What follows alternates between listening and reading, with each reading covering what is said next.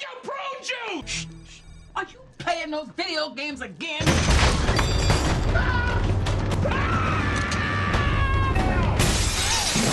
I'm just a cousin! I'm just a cousin!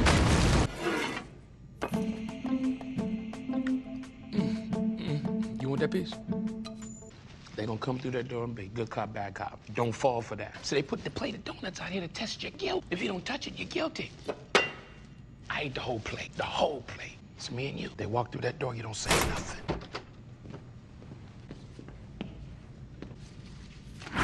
She did it! She did it! She's the one you want! Yeah. Glenn, all right? you're free. Hey, I am not going to jail for you or anybody else. I have done nothing bad my entire life.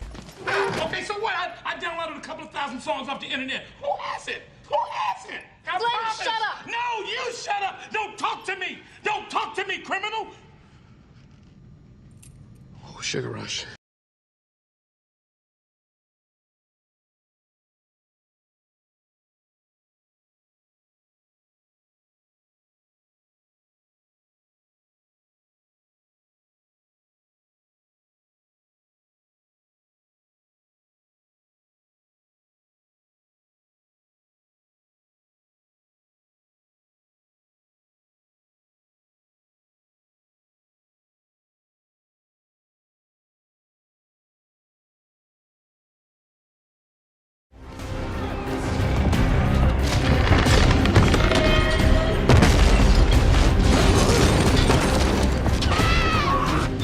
Most challenging thing that we faced on this film is trying to outdo what we've done on previous films, come up with new ideas and something fresh and make it not feel like kind of a rehash of what you've seen before.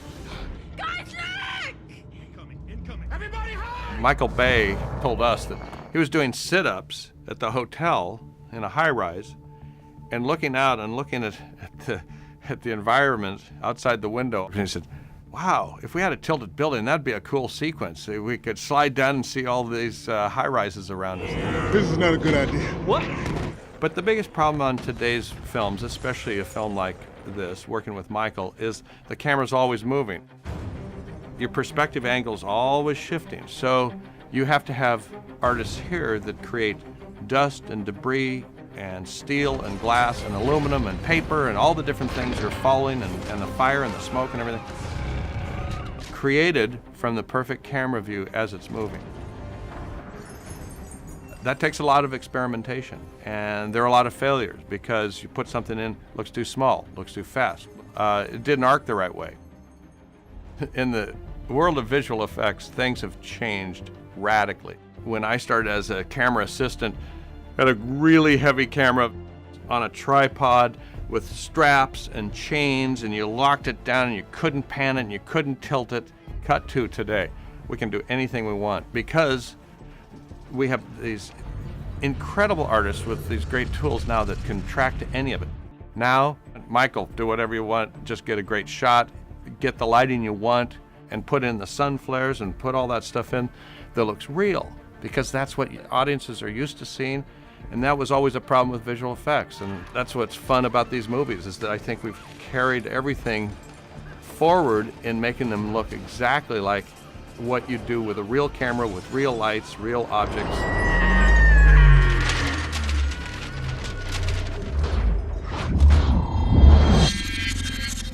We're at a point now where one thing that we try to do is polish our act. We like to increase the magic. One of my favorite simulations, there's this one shot, the building's tilting and we're doing the helicopter move. It still wasn't complete until we had one little air conditioner that was falling down on the very top, and that's what everybody looks at there. I know there are all these people that are about to die and they're sliding down the bit, but that air conditioner is really cool the way it bounces down there.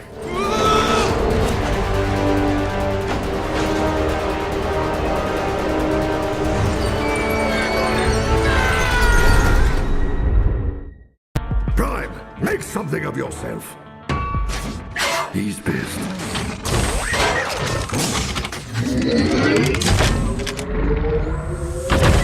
You lied to us. There's a few factors that go into how we execute a transformation in the film. It's the character that's doing it, the kind of emotional feel of the scene, the attitude of the character at that particular moment. So like Optimus, when he transforms after Sentinel has kind of done his damage at Nest, there's more of a slow, kind of somber way that he transforms.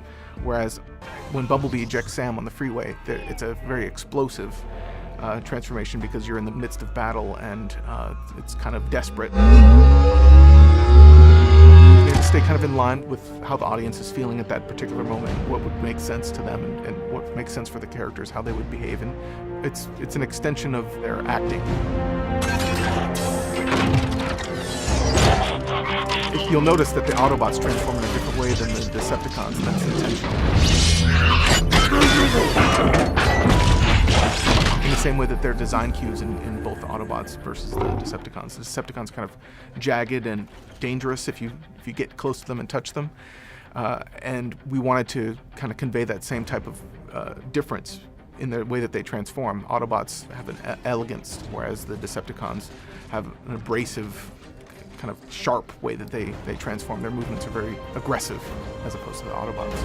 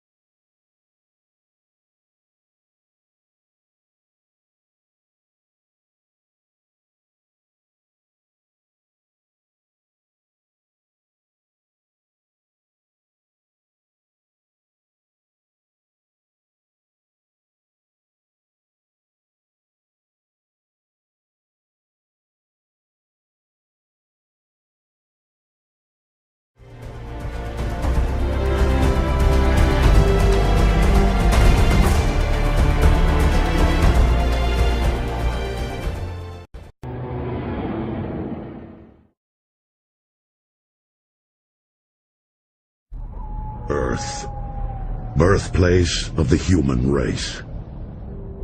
A species much like our own, capable of great compassion